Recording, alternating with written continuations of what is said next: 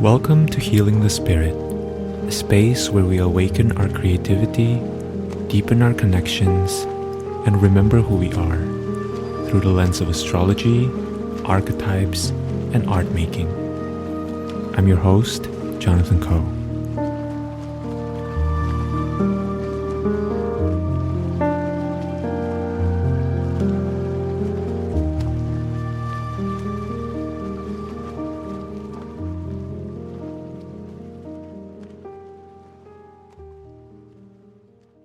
Hello, Lisa.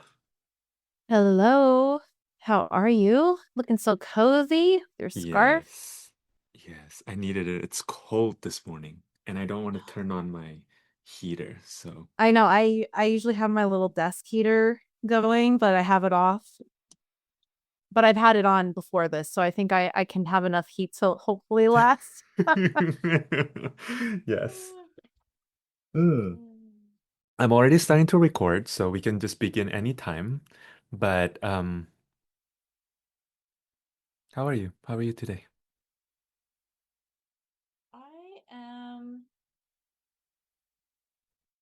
I feel good. I feel satisfied today. Hmm. Yeah. I just finished a little mini promo cycle for a cord cutting hypnosis ritual that I did on Tuesday. Mm-hmm.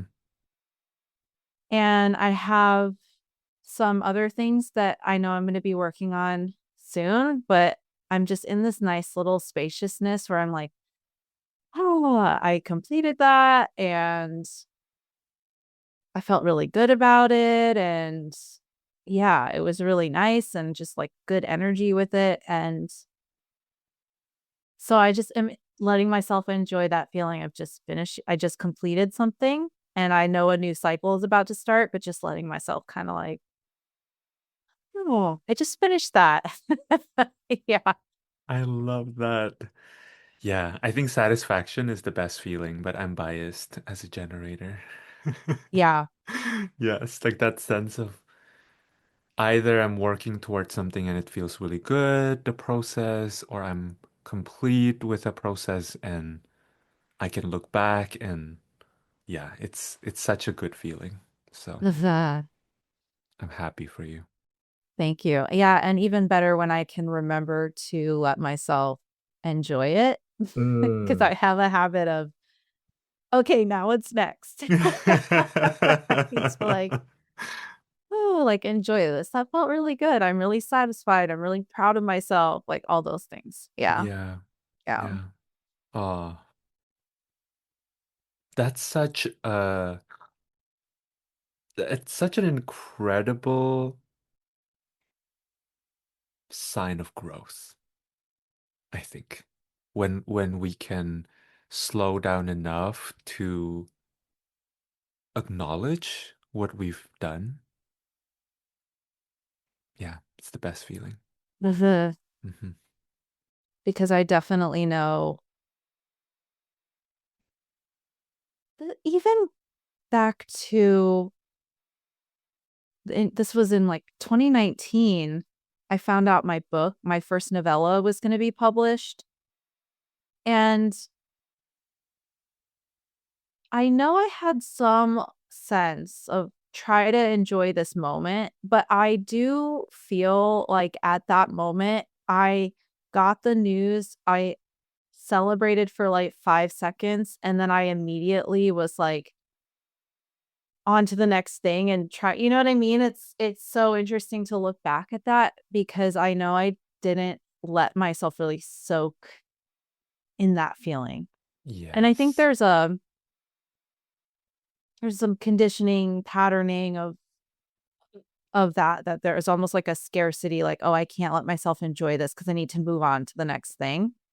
So I'm really noticing this week that even though I know within the next few days, even I'm going to start working on the next projects that are coming, it's like a different attitude or sensation in my body where I just feel like I'm giving myself this space to really feel the satisfaction. Yeah. Hmm. Yeah. Hmm. Is there something? that you do, like in your practice or an awareness that you had that has facilitated that shift for you?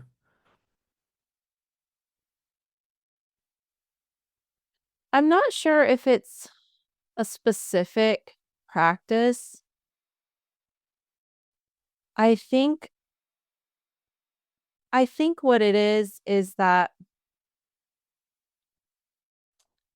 over the last year, I've been on, I guess we could call it an initiation with learning how to launch and learning how, or, learning my way of it, experimenting with different styles. And also, I've been on this since the beginning of 2025. I've been on a regular rhythm of getting on the field to launch things and to practice, because I have my mystic business that I'm building, Mm. and to really stop thinking about it and just get out there. So I launched pretty regularly last year. So we're coming up on about a year of me regularly showing up to this, what I see as an art, a practice. It's another extension of my oracular gifts. There's so much, really learning my own way through it. And I think what's really landing this time is that actually I felt very called to do this cord cutting, and it felt like it was coming to me and it felt right. Like I felt a yes, but I also felt a bit tired. And it was so cool because in this launch, I was able to see how, maybe in a way I haven't been able to see yet, because I've been developing this trust with myself that I will, show up to the things that are being asked of me by this business. And I was able to see that I've cultivated a a practice, just like all my other practices, where even though I had days in this launch cycle, it was short. It was like from the new year to the third to, so it was really just a couple of weeks, maybe not even, where I was just doing like this mini one-off session. Hmm. And I had days in there where my energy flagged, or where I had things come up in my personal life. And kind of for the first time, I was able to see that I was not abandoning either of the things. Mm. I was not abandoning myself. So if I had a day where I didn't, I had some personal stuff come up during it, I took the day to tend to that. And then, but I also didn't let myself collapse in the launch either. And I feel like I was able to really see that I've created so I guess this might be the answer now that I've talked it out, is that I've created a healthy separation between myself and my business and my offerings, so that they're not separate from me, but that I was able to kind of, as appropriate, turn toward each one and show up to what each one was asking. So if I Mm. needed to write an email, I showed up, wrote the email. If I needed to tend to a personal thing, I took time for that. And then, but wasn't abandoning or collapsing from either one of those things. Does that Wow. Yeah, yeah, and so I think Wow. that's where most of the satisfaction, and then also to see that I'm noticing patterns in launches, and I'm seeing that it really is true that, I mean, I think it was the first week of the launch, 1 person, 2 people, 3 people, and then the final day of the launch, it was like triple the number, like, everyone just signed up at the end, and I'm like, every mentor I've had tells me everyone signs up the last day, Yeah. and you just have to hold it. And Yeah. so just really seeing that I was able to hold the energy of the launch without over identifying with it, and then Mm. also starting to see these cycles and these rhythms and these really cool things, the magic of it, but also that it's like, how to articulate. I I feel that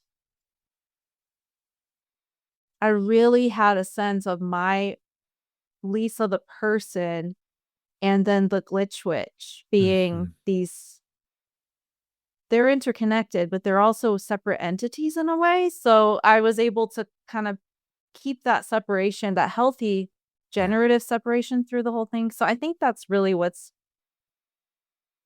what I feel the most satisfied about is it Mm. really clicked in this week where I'm like, wow, I was able to do that. And I was able to not betray myself or betray the business, you know? Yeah. Beautiful. Yeah.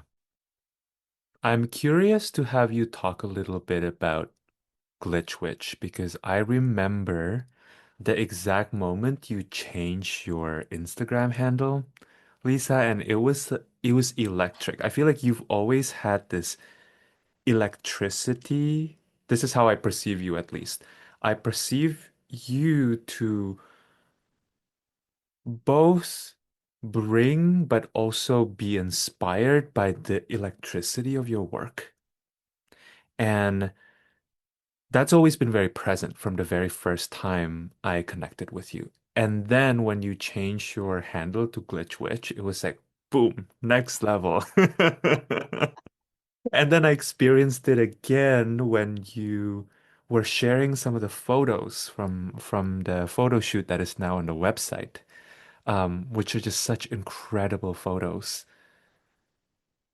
And I'm curious to hear you speak about what is at the heart of Glitch Witch for you.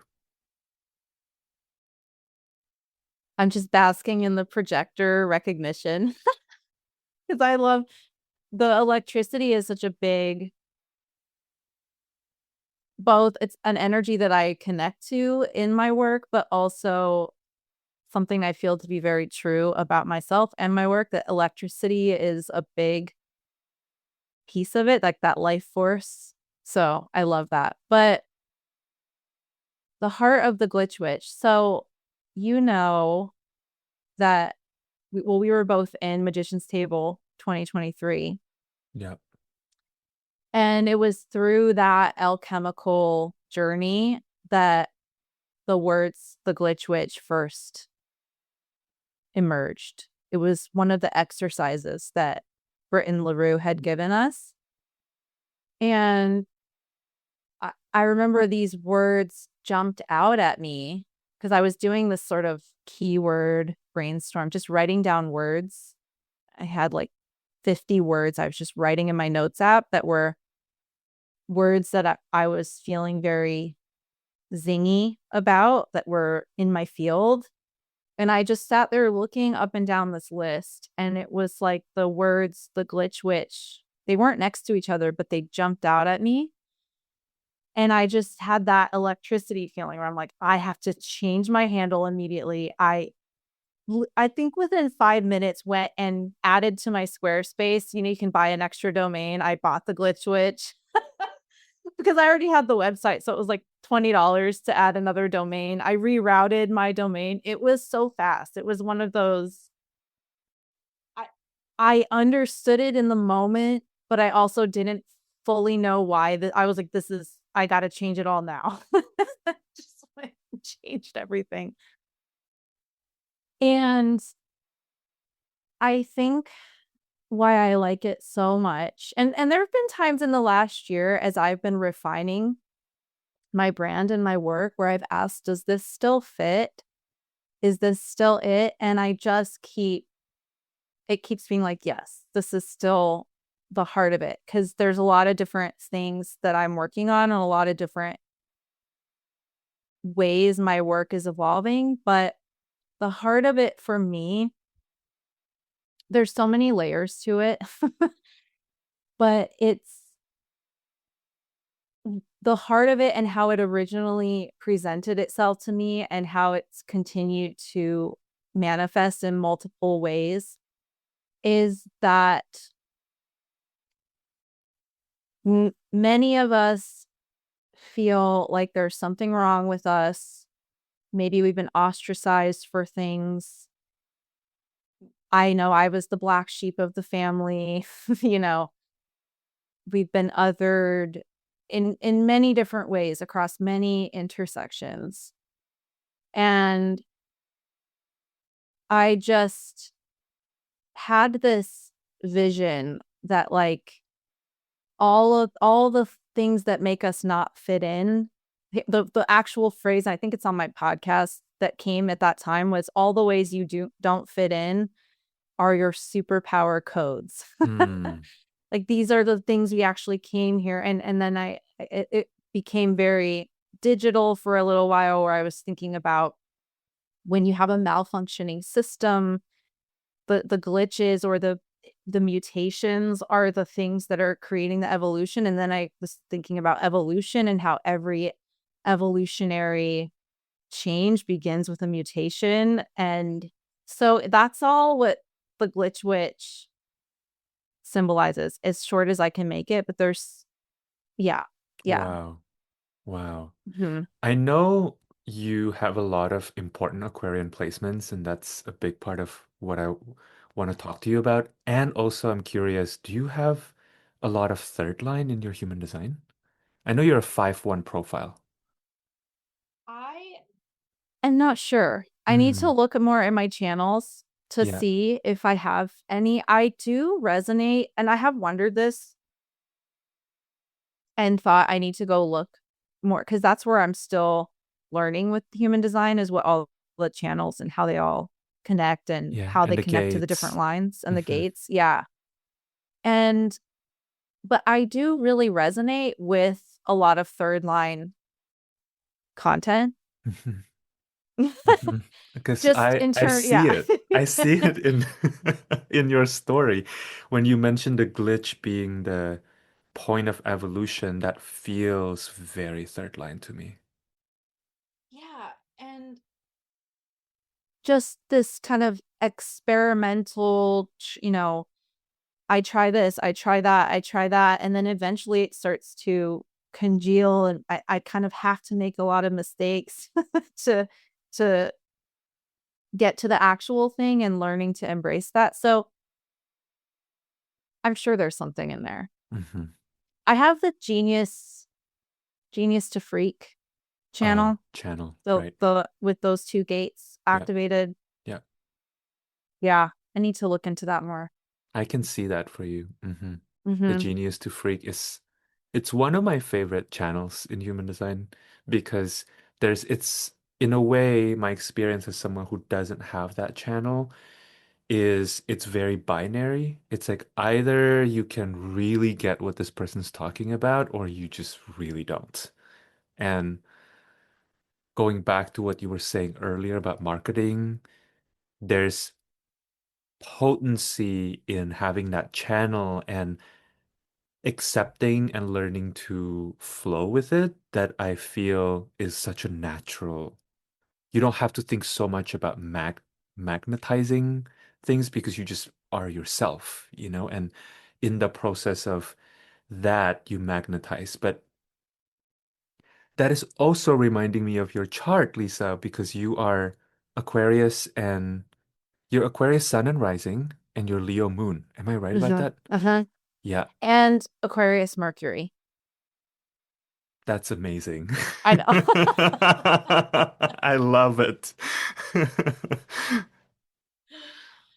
Yeah, And your it's Saturn is very. in? My Saturn is in Scorpio. Yeah, Okay, yeah, okay. That's incredible. Yeah. I feel the intersection of that so much, and I'm sure we'll talk about this later too, but the way you talk about money, yeah, I feel that Saturn in Scorpio. yeah. Which is wild, because I think also even a year ago, I was too afraid to talk about money. That's been this year. It was like, I got to start talking about this. It Yeah, just was like coming out. yeah, Yeah. yeah, yeah. Hmm. Would you share more about something you said earlier really caught my attention about our glitches being our superpowers? Does that have anything to do with your understanding of your Aquarian nature? Yeah. I think that my understanding of my Aquarian nature has been that have often felt like I don't like I'm speaking or sharing or articulating or having a point of view that's from the future, and then feeling like in the present, like I'm still here. I'm still in the present. I'm not in the future. So there's a way that this uh language or way of seeing the world or way I feel like it doesn't make sense to me the way the world is structured or how things currently work or any of that. There's a way that I think growing up and being in an environment where it felt like I was speaking an alien tongue to Mm, my family, and I think that's probably the Mercury in Aquarius too, made me feel like there was something wrong with me. And then I was treated like that, like there was something wrong with me, yeah. and that I was the problem. I was the troublemaker. I was rebellious. I was all of the labels, the Aquarian labels. But then as I started to grow into my understanding of myself and my understanding of as I got into astrology, my chart and that sort of thing, it's like, what if this isn't a problem? And what if I'm just here to help illuminate alternative ways of thinking or to share my perspective or to share my vision and let people receive that how they receive it. And Mm, so I think that's actually been my great unlearning or my biggest challenge is just really untangling from needing people to understand and get me. And also there's edges where I'm like, maybe people don't misunderstand me as much as I think they do. Maybe yes. that's like my own um I'm above it all, the sort of yeah. Yeah. It sounds to me like your journey has actually brought you closer to your own heart. Does that feel true? It feels very true. Yeah. Yeah. Yeah. I think that I've been through this really interesting journey with Aquarius, and I wonder, I can't remember if we've talked about this before or not, but I think there are layers to these signs and different layers to the initiation into them. And I think when I first heard I was Aquarius, I mean, I've been reading horoscopes in magazines, like 17 magazines, since I was a teenager. So I always had a sense of what the sun sign was. Right. And then because I was having this experience in my home and then in my community where I was being told that I was rebellious because I was asking questions or I was sometimes I was doing things that would look rebellious, like not following the rules because I just thought they were stupid. So I got this label thrown at me like I was a rebellious kid. I was um i- impulsive. I was rebellious. Impulsive, I think, comes from the Mars and Aries, Mm, but I was told I was rebellious. I was told I was don't remember other labels. Rebel was the big one, and it was used as like it was a problem. And I think when I started to first understand about Aquarius, there's a way that I took on the identity of the rebel as a shield Yes.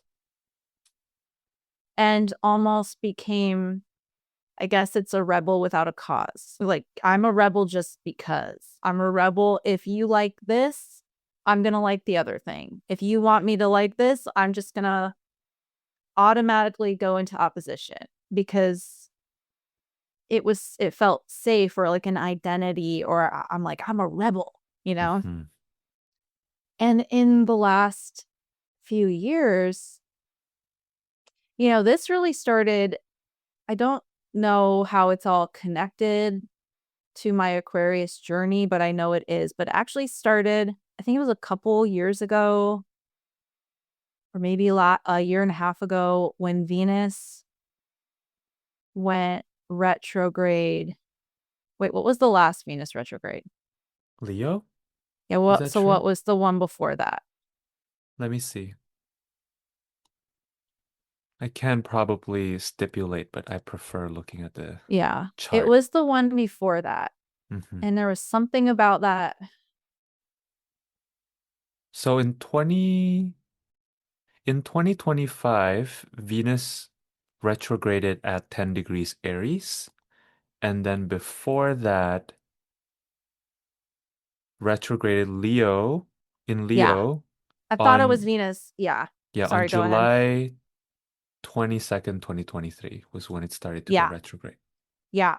So it was that one. It was the Venus retrograde in Leo, and I was pretty sure, but I'm like, let me make sure I have the the facts. That something about that retrograde. My moon is in Leo, Mm-hmm. and that's I think how it's connected to the because it's part of that whole axis. I started to feel this peeling away of actually remembering that when I was young, before I got labeled a rebel and went into this hardened, I'm a rebel against everything, and I'm just gonna fight against the man because the man is not the underdog. All the things, Yeah. which which can have a healthy expression, but I think my expression was like a rigidity and a hardening. Yeah. When Venus went retrograde in Leo that summer, I started to have all these memories of the time before I was labeled a rebel and my natural personality. And actually, that I was just a very sweet kid and like Mm. very imaginative and dreamy. And I was told my head was in the clouds a lot. And um, so I started to connect more with the visionary, or remember that there was a real innocence, Mm. and there was an innocence to my own expression of Aquarius. And I also started to really intentionally begin to unpack the posturing of the rebel who's just automatically a rebel without any intentionality. I think Mm-hmm. sometimes we can call on that archetype in a very powerful way, but I had just sort of unconsciously adopted it. Yeah. So I forget what the original question was, but I that forgot to. that's my answer. But that's And really yeah, beautiful. yeah, Yeah, that's really yeah. beautiful. I think what I want to highlight from what you were just saying is this evolution from identifying with the rebel identity of that Aquarius can sometimes be cast into, and deepening into the more um see, I feel like there's let me see if I can say this succinctly. Aquarius feels it's funny because it's a fixed sign, but it's also an air sign, right? So it makes me think about the ozone layer, Yeah. for example. Something that has solidity and which integrity serves a very particular function. But sometimes, I don't know, the rebel quality I don't think is wrong because I see it too in my own Venus in Aquarius and North Node in Aquarius. And also there's always something deeper underneath it. That we're usually the rebel phase is a finger pointing to the moon. And many Aquarian people I know eventually settle into that. It's this conviction of their own true nature that is inherently uncategorizable. And I see this too in how you express your work because you are very fluidly multimodal to me. When I looked at your website, for example, I was like, oh wow, Lisa's not going on this giant lecture on like these are the different tools I use. You're just like, this offering is this modality, this offering is this modality, this is who I am. And I think that's really beautifully Aquarian because I feel the integration. You weren't trying to prove a point of, oh, I'm this kind of practitioner, but you were just like, here are the different tools to achieve, or maybe not even achieve, but facilitate specific processes for people. Yeah. I think it has been a journey to even get to that point Mm, because it felt so in the process of gathering these tools and pursuing these different developments, whether it's psychic work or hypnosis or energy work, whatever it is, it felt at first, and this is a 3-line something I have going on somewhere, but it felt very disconnected and but at the same time I was very excited to be learning all these different things. And I had some anxiety initially of how do I even explain this? How do I language this? How do I tell people about what I do when what I do is a compilation of many different things mm, and there's different approaches for different things. And sometimes I change it up even with long-term one-on-one clients. We don't do the same thing every time. So I think I had some pain there too. Just like, how do I explain? How do I mm, explain this? I think sometimes I think that that has to do with I have Gemini in the fifth house, mhm. or yeah, my Yeah. fifth house is Gemini. I have Chiron in Gemini. Mm, Yeah. So then there's this, there's been this feeling of I like so many different things. I like, and it's all part of it. And I need all these different, like it's incomplete without the whole weave. But then I struggled to articulate it or feel like people could understand that sort of be like quality of all these different interests that I mhm, have. mhm. So I think it has just been a process of just practicing, experimenting with people. And then I just recently redid my website and I kind of just took that approach where I'm like, this is what it is. Yes. Yes. Yes. I could feel it Yeah, reading your yeah. And I words. took time to kind of map like, how does this all connect? But also, they're different things, but they're Yeah. all kind of connected in the pathway of what you're looking for at a certain point on your stop. And I'm just Yeah. going to bring a different medicinal, I guess. Yeah. Mhm, mhm. Yeah. Wow. That's really beautiful. I will also add. this year, I got a very clear message from my guides. And I think my astrology kind of speaks to this year too. But they were like, no more certifications. No. Not that I'll never do more practitioner development stuff again, but it's been very clear that this is a integration year and I was in a class with one of my teachers and she used the phrase, she was talking about the work that she's made with her husband for, I don't know, 15 years or something. They've created this massive body of work.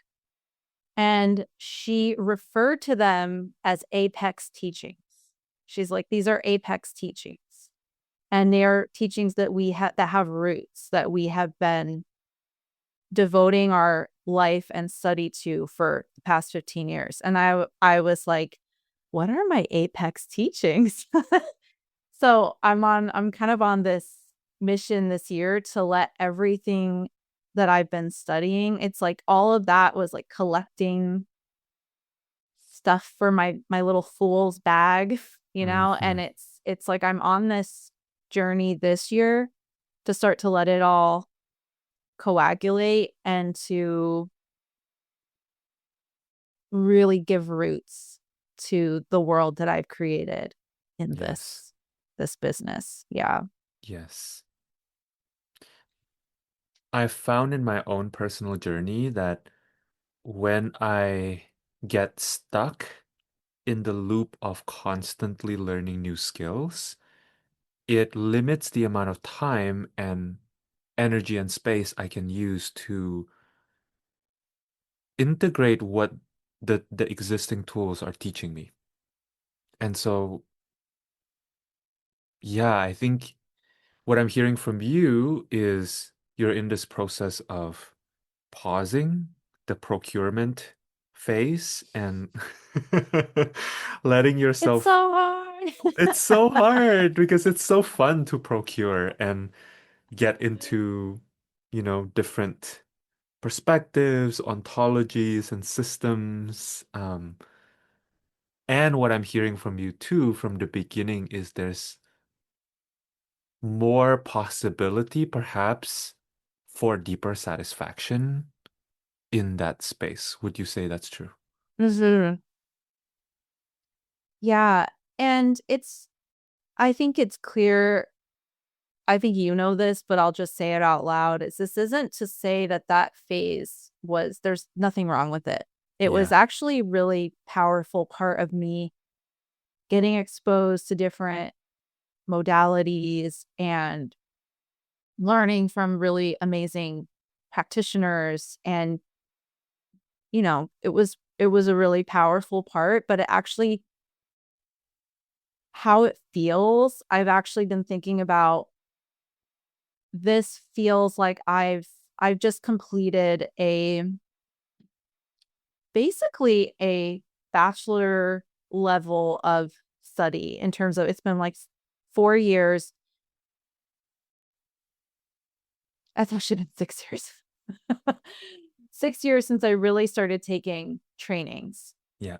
So maybe it's master level, and I'm moving into, one of my clients said this about something a while back too, but I'm moving into the PhD level, which is where you're not doing so much classes. You're actually applying it to your own uh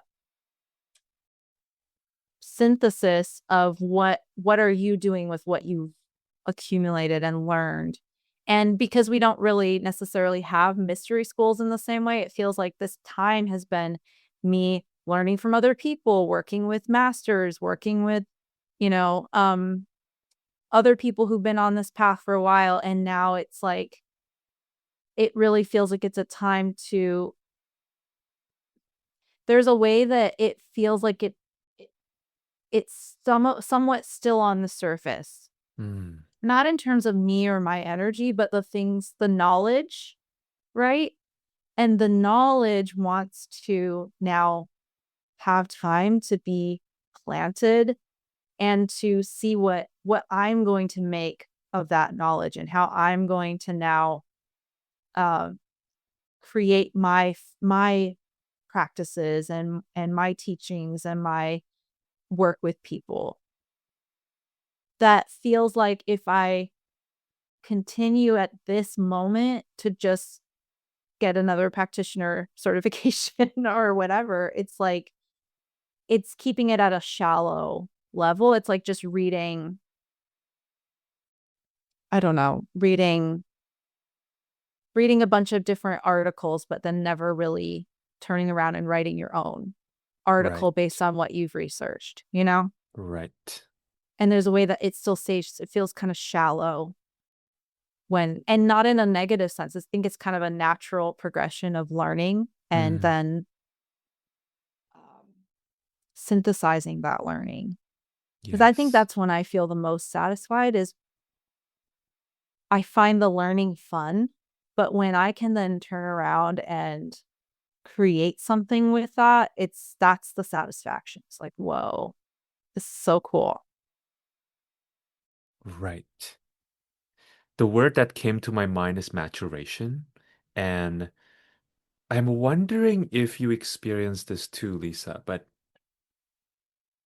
I remember I've been in this, it feels like an ongoing process of you know, maturation for my work as well. And there was a period, and it was pretty long, that for me personally coincided with Pluto being in Aquarius sitting right on top of my natal Venus that felt really painful because suddenly I was at a depth in my work and how I know myself through my work that not a lot of other people can be with me in that space anymore. Like when you were Yeah. in the more, let's say, like bachelor or master's level you were just describing, there were more colleagues.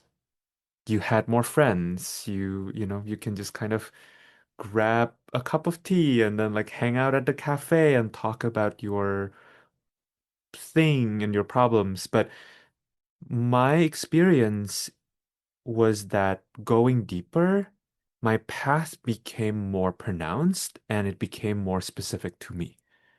Uh, Like it was becoming less and less, I was less and less able to rely on another person to contextualize for me where I'm at and what I'm supposed to do with where I'm at. And I have a couple questions. One is I'm curious if you experienced it in that way or if you experienced it differently.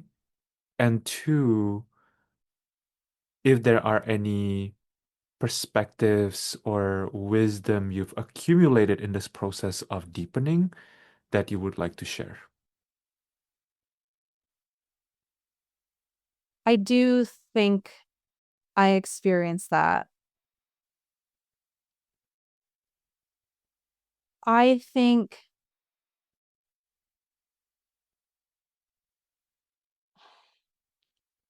I don't know if this is the having so many aquarium placements. I feel like this sounds so my shallow is most people's really deep.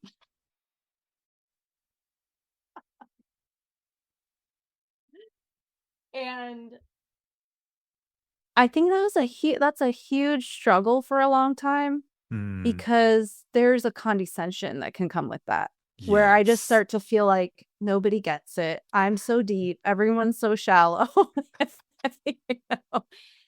And and I felt like that since I was a kid. I didn't Hmm. don't think I could articulate it, Mhm. but I know that I showed up to things differently than the other kids around me.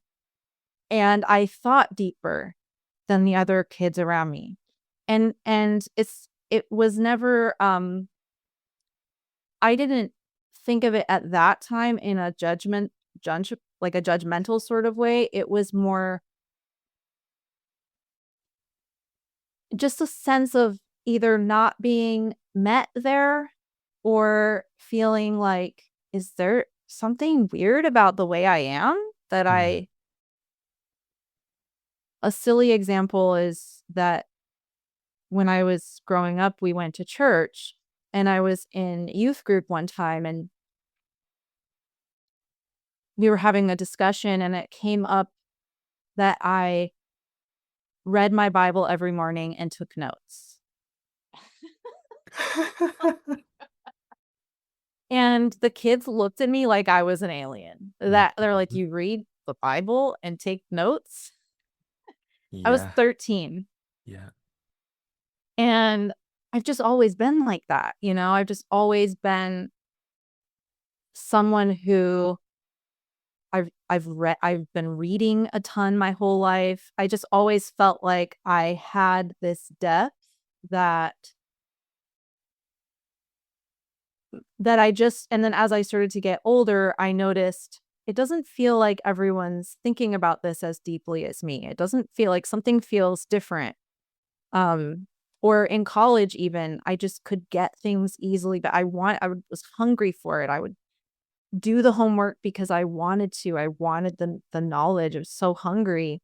And then it would be unsettling to me or not unsettling, but incongruent or something when I would be in class and everyone was glazed over and no one was excited to talk about what we read that week because they didn't even read it or whatever. You know, I just felt like I was it's just naturally who I am. But I think what's helped me the most with this is actually working with Pilar Lesko, Mhm. and just doing that style of energy work that she teaches. And one of the ways that she talks about this is with, I think she said something recently like, no one is going to care about your work the way you do, and no one is going to get your work the way you do. And even she kind of calls like layer one people are the people who really get it and really see you. And then there's other people though that want to learn from you, but she talks about, and you know this because you're in her spaces, but she talks Yes. about this as getting a hello Mhm. and also getting a hello to what's going on with their hello to your Mhm. work. Right. And to not be not and then it's just not a problem because you're kind of there's a compassion that can come in when you're able to get hello to the people who are engaging with your work, and also a lot of energy to clear around needing everyone to understand every single thing about the depth that I'm at. Because also that's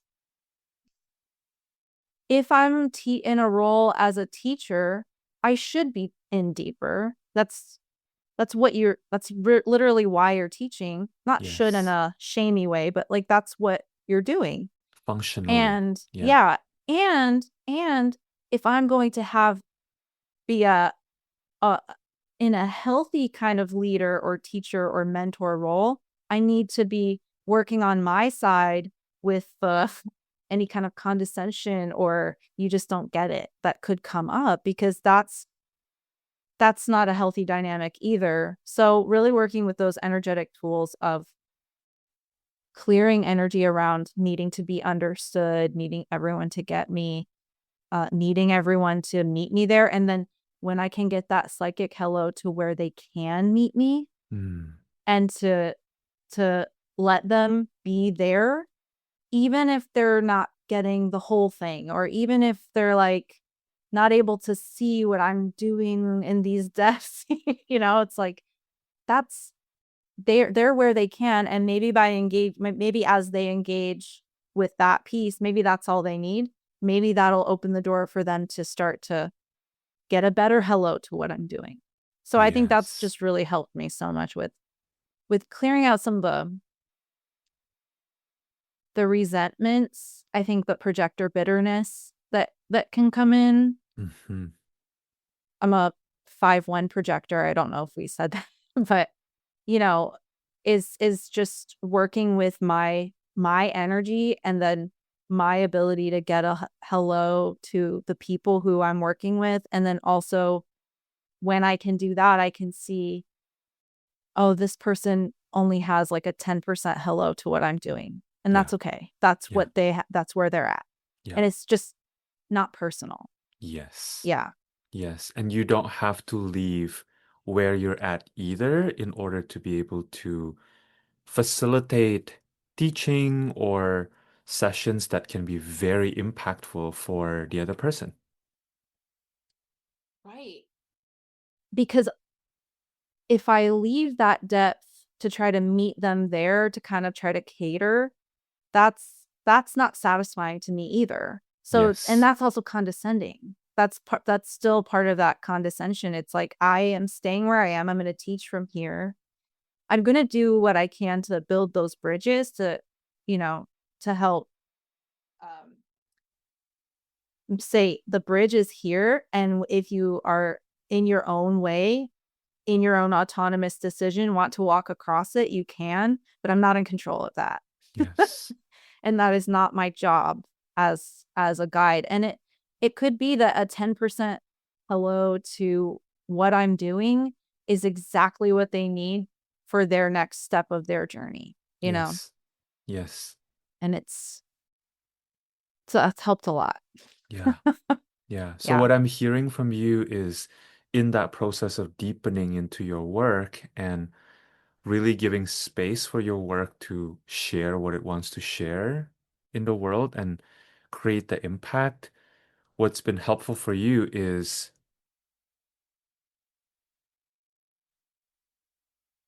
becoming comfortable with your own expertise and your own depth. Mhm. And then as I become comfortable with it, working with the energetic debris that can get kicked up Yeah. when either that offends someone or Mm. someone doesn't get it, or I assume they don't get it, you know, Right. right? So it's just really being fully with my stuff in it. Because it Mhm. can bring up there's a not a confrontational feeling with the people, but a self-confrontation that comes up. It feels confronting. And I think it held me back. I think I used to try to over explain or kind of like travel down and be like, okay, let me, explain this. And that feels boring to me and kind of like Mm. diminishes the zing or that electricity. Mm. And I think just really owning that it's my job to be where I am in my process, going to the depth that I want to go to, and then learning how to communicate from that place as clearly as possible. That Yes. doesn't mean making myself understandable to everyone. Mhm. There is an art to articulating from that place. So my big practice lately in the past, really the last year, has been how can I learn to articulate more clearly so that it's like a signal. And then the people who want to meet me there or want to try to meet me there or are curious, it's like that's for them to engage with the piece. And I've even noticed this in myself with my teachers. I really started a practice this year, maybe a year and a half, 2 years ago, of re-listening to my classes with my teachers. I used to just inhale them and move and keep going. But I've actually found that it's true for me too. Like there are times where I re-listen to a class from a year ago and I'm like, I am hearing totally different things this time. Right. Right. I did not hear this or even clock it the first Yeah. time. So even with my teachers, the people I'm working with, it's like the fact that they have the grace to teach from their expertise and not condescend to try to make it all understandable. They're articulating it. but they have the grace to let me be in my journey too, you know? So yeah, I just think it's really cool. Hmm. There's a dimensional time space warp intelligence that I feel you're speaking to here. I've also been experiencing that with past versions of myself. I would listen to past versions, and from the perspective of now, it's like, whoa, what was that? And I think, especially on the journey to being a practitioner or continuing to cultivate your perspective and your skill as a practitioner, this can present a lot of challenges for people because it's somewhat cringe to look at previous versions of yourself, and it brings up a lot, especially if you mentioned earlier having religious trauma, or kind of maybe patterns of self-loathing in our upbringing, right? But I found it's wild, Lisa. When I look at past versions of myself, what they were trying to say, I'm like, wow. Yeah, And sometimes they say it better than I can now because, I know. right? Because Sometimes maybe I'm the like, what were you plugged into? Can I get plugged back into? Like, what? yeah. Yes, and I think that to me it's always such a humbling experience because of course we like to think we're continuing to get uh, better, or we're continuing to get closer to the heart of our work. And I think there's truth in that. And also, it wasn't like before we weren't able to touch in with that either. Yeah. Yeah.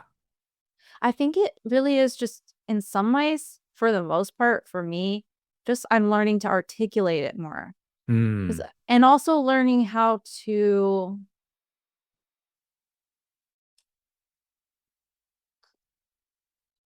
work through or clear through some of the energetic, I guess debris is the yes. best of what was going on in my younger self that was actually I was using to kind or was acting as a shield to keep me from saying the thing that actually Yes. because when I look back, and I love to look back because it is very cringe. It's very humbling. I keep my whole Instagram from the very beginning up because I like to go back and see the first earnest moments of me feeling like I want to share something, but I don't know how. But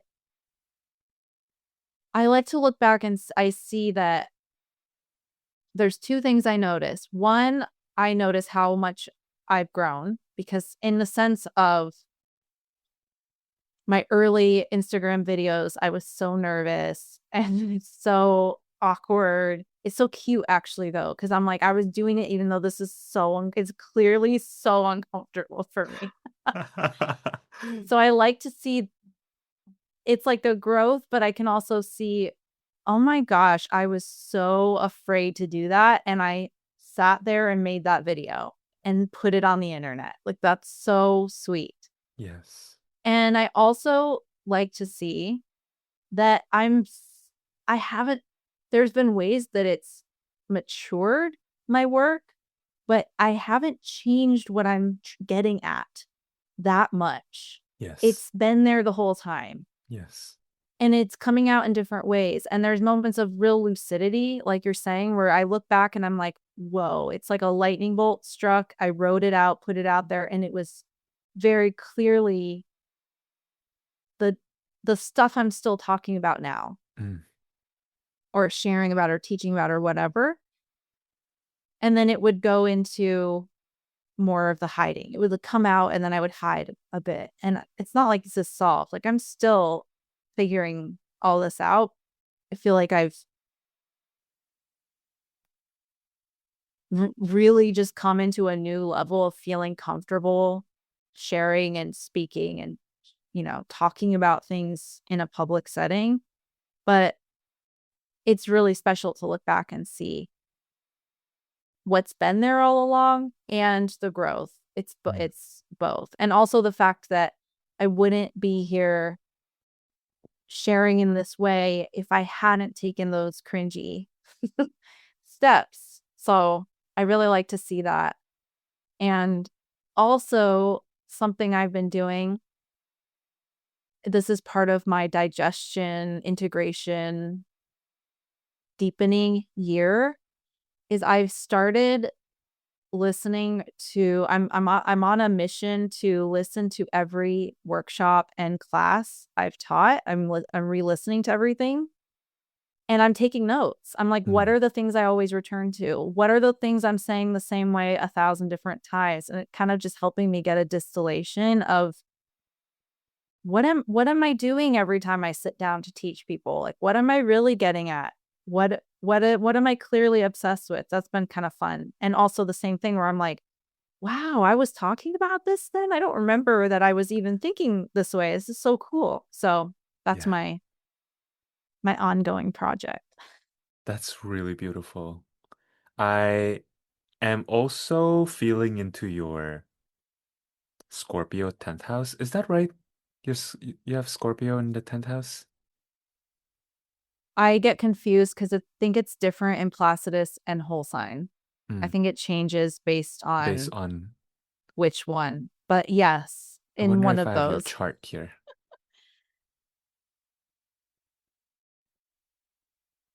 Because I feel like I've read your chart before. I do have it. I use whole sign, but let me see. Yeah, because you have Yeah. your midheaven in Sagittarius. In whole sign, it would be the 11th house, but you have Saturn, the South Node, Pluto, and Vesta in Aquarius in your 10th house, in your whole sign 10th house. Wow. Which system do you use? I kind of go back and forth. And actually, it's only new that I've started experimenting. I used to only pull whole sign because I just didn't know what to do with anything else. Mm, But I'm in a program where she uses Placidus. So I've been experimenting with it and just seeing what the differences are and if I notice any differences. yeah. But yeah, so yeah, Scorpio. Which one feels more resonant for you in this moment when you think about? I feel like we ended up talking a lot about your 10th house from the Uh-huh. perspective of your first house, Aquarius, but we ended up talking a lot about your 10th house. So I'm curious which one feels more resonant for you in this moment. Does 10th house Sagittarius or Scorpio feel more resonant? Are you leaning towards one over the other? I have been playing with 10th house Sagittarius Mm. because of the midheaven Mhm. and in thinking about how that connects to my work and my public offering, and Sagittarius feels really resonant with that. And Mm. then with the ruler of Sagittarius, Jupiter, right? Yeah, being in Placidus, actually in both. Mm. It's in the 12th house of Capricorn. Mhm. So I've been thinking about a lot of all those things a lot and Yeah. what that means for the type of world I'm building. I've really been thinking about Jupiter in Capricorn in the 12th and how that reflects the type of world I'm building Mm. in my work, which Mhm. feels to me like like a very expansive, mystical world that's also very structured and real. Yeah. Yes. Yes. So I've been thinking about Sagittarius in the 10th house in that sense because I've been really playing a lot with the midheaven and the ruler of my midheaven placement, which is Jupiter, Yeah. and how all that connects. Yeah. Right. But I'm also very, and I don't know if this is the Aquarian or what, if it's just me. I've gotten readings from people who read whole sign, and I've gotten readings from people who read Placidus, and the readings are always resonant. So I'm Yeah. like, it just depends on the lens. And I love Mm. hearing, I feel like it's not, the context is more important. Mm. And I find it's kind of fun to shake up some of the rigid tendencies I can have to let things move around and not be married to things being fixed in a certain place, Yeah. because I Right. can go into that, Mm-hmm. And so I Mm-hmm. think it helps keep me fluid. Yeah. Yes. Yes. Mhm. There was a passage that I wanted to read back to you from, I believe this is one of your Substack posts, and Ooh. it pertains to your work. And in this moment, hearing you speak about your work and your Sagittarian midheaven makes me think about this passage specifically. And you wrote, when I first started out, I was teaching about mystic creativity. This was very popular. I have seen a pathway where my entire business was helping people write books with mystical tools. But to tell you the truth, that pathway does not excite or interest me. It's not that my work doesn't still touch on creative expression or that I'll never help someone write a book. It's not that I'll only do ET contact work. It's just that my work wants to be as weird, multi-passionate, versatile, and expansive as I am. It also wants to be a little dangerous. Devil emoji. I don't want to fit Oh. myself and my work into a neat box just so I can make sense to a lot more people.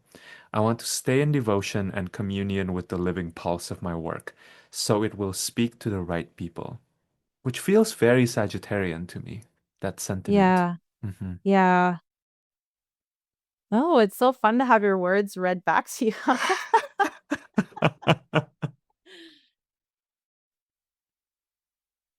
And I think that when I first got on Instagram and first started feeling like I wanted to share stuff with people and I wanted to talk about tarot, and I'm a writer, and I was working with tarot to support my writing practice as I was writing books and to help clear some of the gunky shame stuff that has gotten embedded in creativity culture. I automatically, naturally started talking about creative expression. Mm, And I thought, oh, this is what my work is. Like, I'm going to be mm, helping people with creative expression. And even though I still didn't know a lot about marketing or selling or having a business, I did have a sense that there was a market for that, that, that I would, if I could figure out how to do all those things, that I could have a business doing that. And then the work just kept leading me in all these different directions. And I think it was the Sagittarian nature of the quest. There's a quest. Well, I'm not going to say what it is, but I'm building something that's going to launch this spring that is the biggest thing I've ever tried to make to date. mm, mhm. And as I create this thing and start to structure it, I've been watching The Mummy. Say more. The Mummy, and there's a new John Krasinski movie called Fountain of Youth, Hmm. which is that sort of adventure quest, archaeological artifact, adventure tale. And I've been watching what's the other one? Oh, Indiana Jones. And I've realized that and I think it's very connected to what you read there. It's to try to make my work be a specific thing it feels like it takes the life out of it, or if it's like I'm just a creative coach, you know, which is nothing wrong with that. It's just it started to feel it was exciting for a while because I was following the pulse. And then when the pulse started to lead me somewhere else, I'm like, but I've been talking about creativity this whole time. What am I going to do now? And then I was like, I could stay here and keep talking about creativity because it's fine, you know, and people are resonating with it and Mm. people like me talking about this, and I was getting traction and momentum. But then I was on another quest. I was on another adventure and I wanted to share about that adventure. And so I did at first kind of fall into this trap of every time I had a new quest or a new pulse that I was, you know, pursuing, I would start to think, this is it. This is what it wants to be. And then it would shift again and it would shift again. And I'm like, people are going to think they're not going to know what I am or what I do. And it's so much harder to market this. And what I actually realized as I've been thinking about that is that it is harder to market that. And my insecurity around that wasn't around not wanting to build that type of business that lets me have that freedom to quest and invite people into the quest with me, but that I need to develop the skill to be able to articulate that. And Yes. that's an initiatory journey of learning that skill. Right. And so it doesn't mean it can't be done though. It's like I'm learning that skill Yes. of also there's a art to, I think, having that sort of world that I'm building without being having people be confused about what's happening all the time. Yes. And I'm not saying like there's been different points where I feel like that probably has been the case, because I think part of building the skill is getting it wrong sometimes, a lot of the time. But I do feel that as I develop that skill of being able to bring people on my different interests and journeys and following that pulse with me, that people are more willing to go on that ride because I am learning how to articulate it. And that's just going to be an ongoing journey of building that skill. And yeah, that's that Sagittarian adventure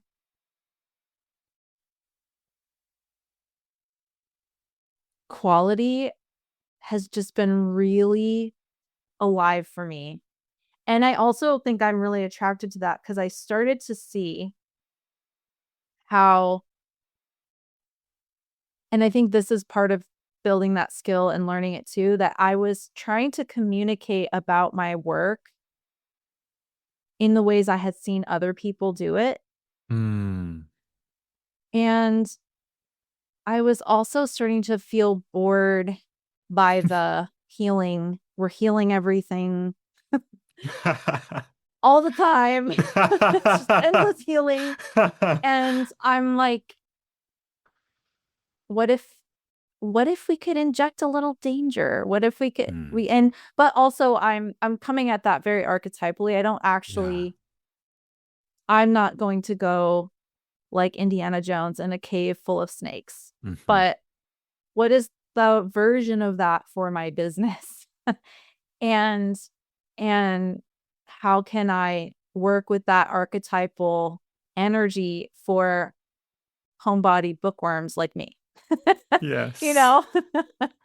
So I've been really playing with that energy of the adventure and the quest and the seeking of these lost ancient artifacts, and then the danger that happens along the journey and the narrow escapes. And I don't really have a tie to that. It's just what I've been playing with because if I get too serious in my work, I start to feel bored. That's what it Mm-hmm. really comes down to. I'm like, this is Yeah. so like, okay, I'm Mm-hmm. boring myself. Yeah. So bringing that spirit of cheeky adventure, I've been playing with that a lot. Yeah. I see you as someone who's really skilled at that. Well, And thanks. and I perceive a level of groundedness in how you navigate that too. It wasn't, like when you started talking about contact, about ET, I feel like what's so interesting about that work from my perspective, who that's not really like the primary language or interface that I, you know, connect with, right? Mhm. What I see, Lisa, is interestingly, people are coming at it from my perspective from such different energy. Like the stream of energy behind what people are doing when people are doing that work is very kind of all over the place. There's like many different people doing all kinds of different work, which is probably true for all mystical modalities, right? When I think about astrology, if I step back from the astrological language and the jargon, people are also approaching astrology with very different frequency, with Yeah. probably very different agenda. But to me, it was very clear with people doing, you know, work with extraterrestrial contact or kind of awakening the, alien within stream of like brand of work that different people were coming from very different perspective and Mhm. energy. And the kind of stream I was perceiving from you was really rooted actually, which felt surprising because there are not a lot of people doing that work in a way that feels like it's in service to being here and walking our path and discovering ourselves as creative beings without kind of bloop, you know, Yeah. using it as an escape hatch. So, Yep. yeah, what would you add to that? Is that how it feels from the inside for you as well? Yeah. Mm, Yes. And I actually think because of what you're talking about here, when I first started to have these this broadening of my perception where I was literally being contacted by these beings and also having these memories of lives in other places, I was actually like, "Oh, come on." I was like, "Really? Why? Why? I does it have do we have to go here?" Because my experience with that world was like I didn't resonate with it, and it yeah. felt very ungrounded, and it felt like, and what happened was I started to have these experiences, so I start, restart reading things or dipping a toe in here or there and immediately being like, no, no. Or Mm, I would go into a space and be like, this is repackaged rapture.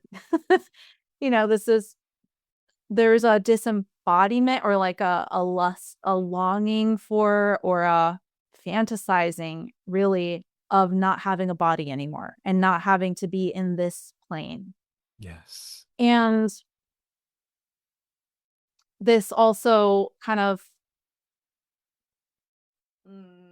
hyper puritanical belief that if we could just be pure and high vibe enough that we could actually do that now. We could just bloop, pop into the other dimension and just leave this mess. Right.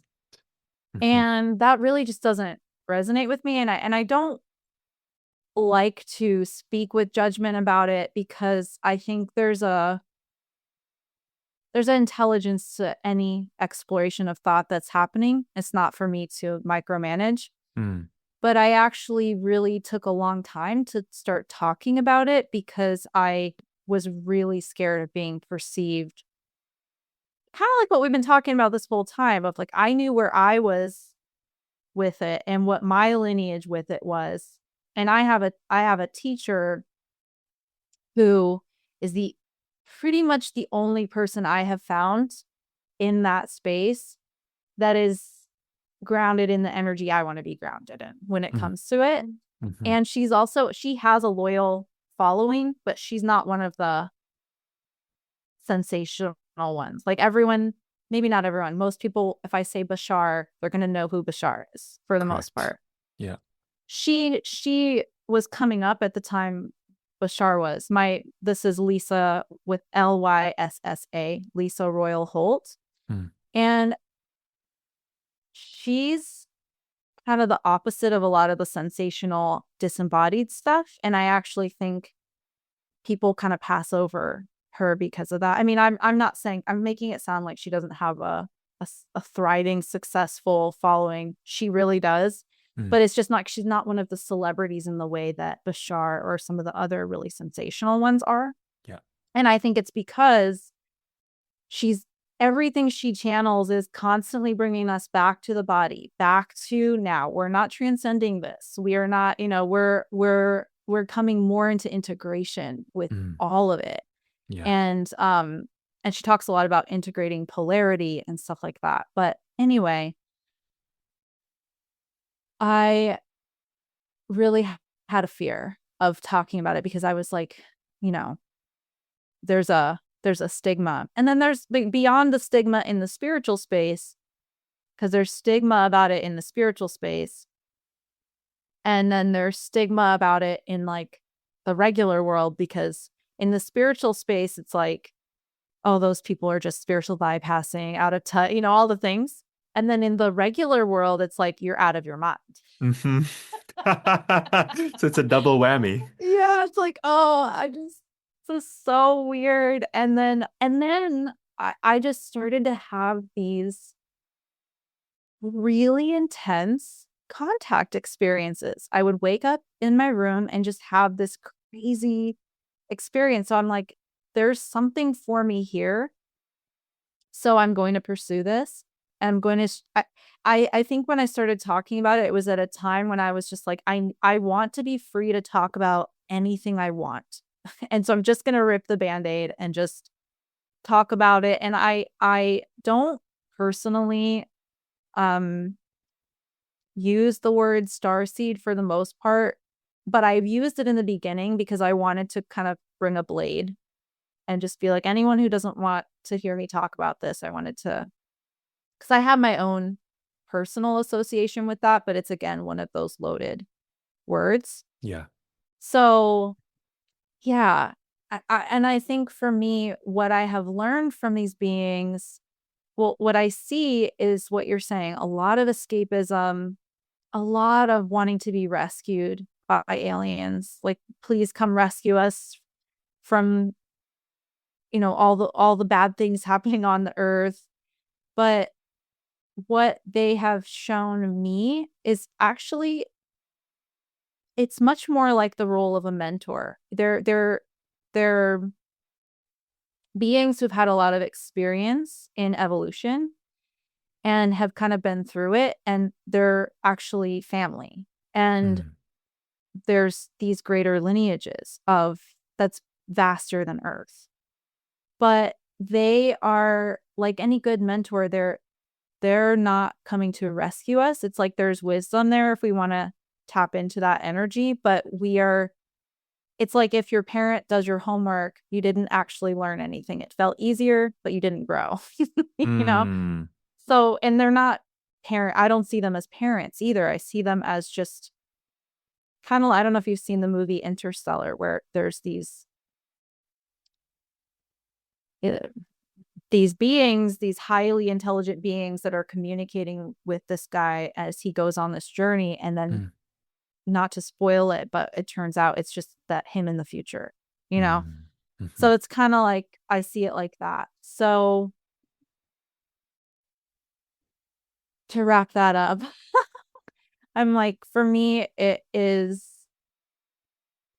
actually, I see the real work that they can support us with if we're not doing the fantasy thing, if we're not doing the sensationalized thing, is actually in the real challenging, sticky work of being a human right now on planet Yeah. Earth. It brings us more into the body, more into the earth plane. Yeah. Because the truth is, there might be a timeline in the future where we're in light bodies. Who knows? But Yeah. that's time is not now, and that's not when we incarnated. And I don't think we incarnated to escape this. I think this is what we came for. You Yes. know? Yeah. Yes. Yeah. Hmm. So that's the angle I take when I'm approaching Yeah. that topic. Beautiful. I'm curious if you have any final words to wrap up our time together. And that can be anything you want to leave the listeners with, or any offerings you have, how people can find you.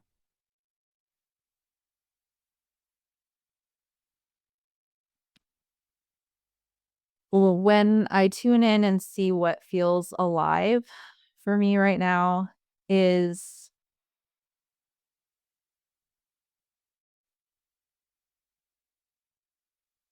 yeah, when I tune into that, what I feel is that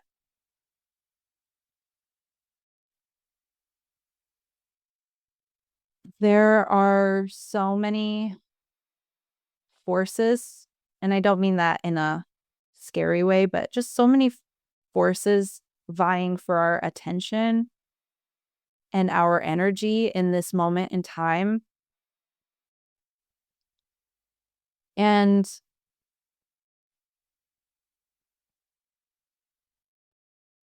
as wild as things are in these times, what feels true to me is that this any sort of solution to all the many things that we're experiencing as challenges, both personally, locally, nationally, globally, any sort of solution that's going to be life giving is going to come out of each of us being in as resource a state as possible. Hmm. And I think I see a lot of almost like it's a duty to be constantly outraged. But I also think about how draining and fatiguing that is and how that's kind of the goal. Mm. So I just feel like it's so important that if we're in a moment in time, in a place in the world where we have access to the ability to resource ourselves, at least internally, it's such a huge, like, to me, that is the starting place. Yeah. And there's all different other things that are going to be, um, that's going to look different for different people. But I just have this vision of so many people unhooking from that machine that's just kind of unconsciously driving all this. And I have this vision of what does the world look like when we hit a tipping point, and it's like so many of us. And to me, that can veer into that fantasy place, right? But to me, it's coming from this very structural, grounded Capricorn place of what do we actually, it's easy to look out at the world right now and say everything's falling apart. Mm. But if it's like, what are the bones? What are the structure of what we're going to rebuild? That's where I spend my energy and time. And I'm just one person. So that's my way of approaching it. But that's where I'm putting my energy, is like, what is going to catch us? And what Yeah. is it made out of? And what is the energy behind it? And how can I do my part to build my section of that infrastructure from a resource place that can then be built with the collaboration of many other people doing that all across the globe. Mm. And like to think of that as like, that's the legacy we leave our kids or future generations. And Yeah. to think about that when things feel hard, or when it feels like everything is lost, because there's so much pushing that narrative that it's all over. Yeah. Yeah. Yeah. Thank you, Lisa. That was incredible. And yeah, what a fantastic conversation. And I just love all the wisdom that you've been sharing. So thank you. Thank you so much for having me, Jonathan. I loved it. I always love talking to you.